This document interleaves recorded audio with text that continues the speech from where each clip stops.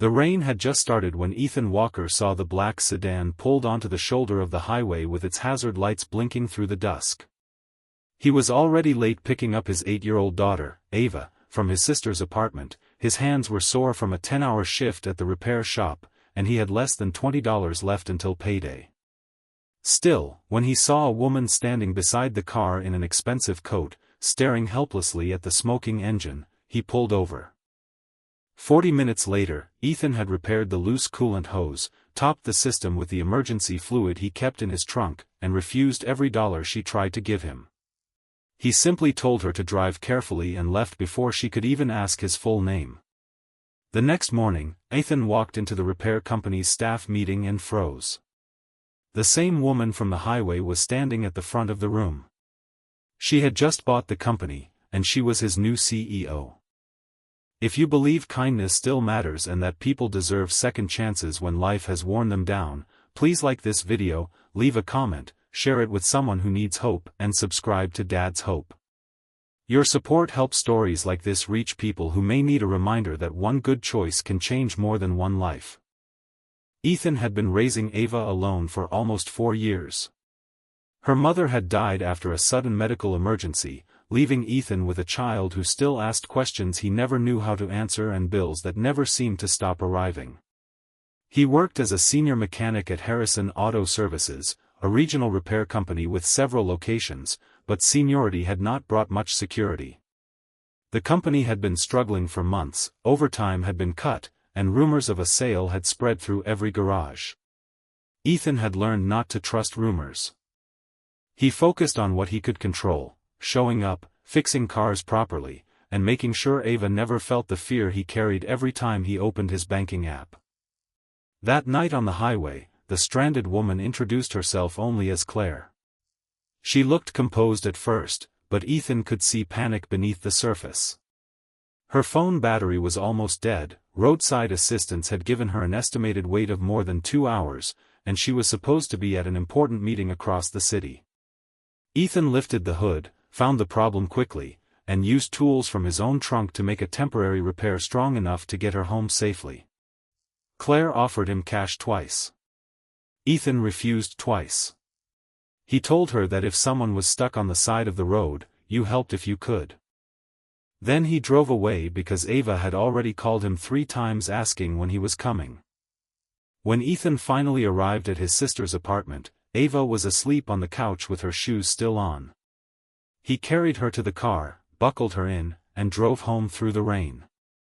The small apartment they shared was warm but cramped, filled with Ava's drawings, schoolbooks, and the quiet evidence of a life built carefully around limited money. Ethan made lunches for the next day, washed grease from his hands, and stayed awake long after midnight looking at an overdue electricity notice on the kitchen table.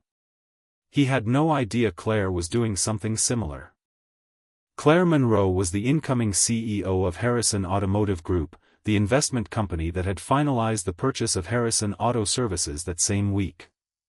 She had spent 20 years building a reputation for fixing failing companies, but people often described her as ruthless because she believed weak systems should be changed quickly. The highway breakdown had happened after a long day of acquisition meetings. When Ethan stopped to help, she was tired, irritated, and used to solving every problem with money.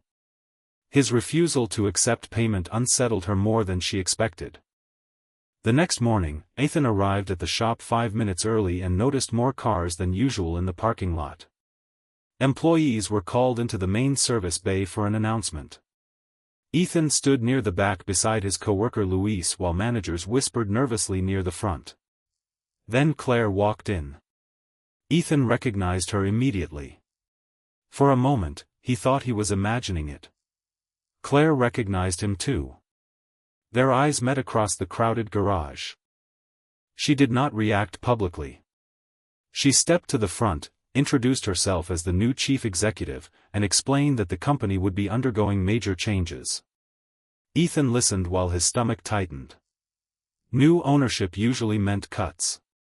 Mechanics like him had seen it before: fewer staff, more targets, less time for each repair, and people in offices deciding which jobs mattered. After the meeting, Ethan was told to report to the manager's office. He assumed the worst. Claire was waiting inside. She thanked him again for helping her the previous evening and asked why he had refused payment. Ethan shrugged and said it had not seemed right to charge someone for 10 minutes of work on the side of the road. Claire knew it had been more than 10 minutes. She had also asked the company's regional director about him. Ethan's record was unusually strong. Customer complaints were nearly non-existent. Repeat clients regularly requested him by name. He had caught several safety issues other employees missed and had once stayed after hours to repair a family's minivan because they needed it to drive their child to a medical appointment the next morning. Yet Ethan had been passed over for a service manager position twice. Claire asked why. Ethan told her the first time he had declined the interview because Ava was hospitalized with pneumonia. The second time, the position required evenings and weekends, and he could not arrange reliable childcare. Claire looked down at the file. Ethan had sacrificed advancement without complaint. More troubling was what she discovered about the shop itself. Management had been pushing mechanics to complete repairs faster, even when jobs required additional inspection. Experienced employees were leaving because pay had fallen behind competitors. Some supervisors were rewarding speed over quality. Claire had bought Harrison because she believed it could become profitable again. Ethan made her realize that profitability meant nothing if the people doing the actual work were ignored. Over the next several weeks, Claire spent more time inside the garages than anyone expected. She watched Ethan work. He never rushed a diagnosis. He explained repairs clearly to customers. He showed younger mechanics how to solve problems instead of making them feel stupid. He stayed calm when others became frustrated. One afternoon, Claire watched him return a set of expensive parts because he had discovered the customer only needed a minor repair. The sale would have earned the shop hundreds more. Ethan chose honesty. Claire began changing the company. Repair quotas were revised so mechanics were no longer punished for taking necessary diagnostic time. Pay scales were adjusted for experienced technicians.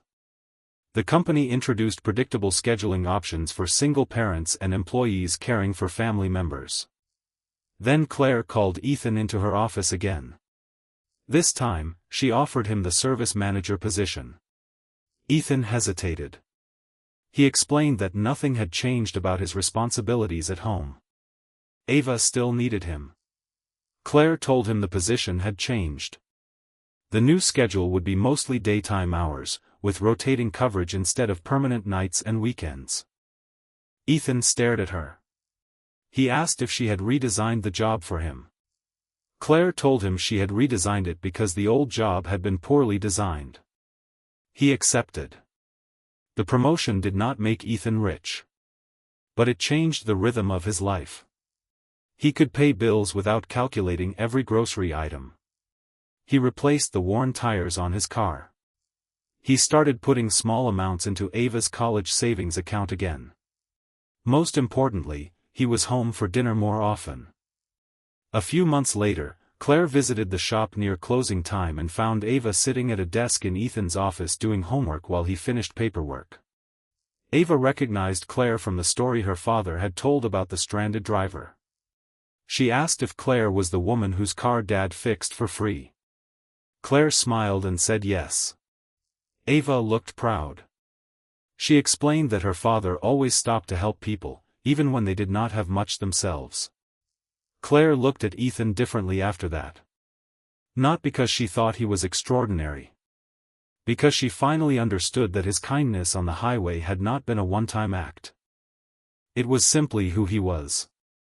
A year after the acquisition, Harrison Auto Services was profitable again. Customer satisfaction rose. Employee turnover fell. Claire received praise from investors for the turnaround. But when she spoke about the changes privately, she often thought about the highway. If Ethan had driven past her that evening, she still would have bought the company. She still would have become CEO. But she might never have understood what kind of people were holding it together. If this story touched your heart, please like the video, share it with someone who may need a reminder that kindness is never wasted, and subscribe to Dad's Hope.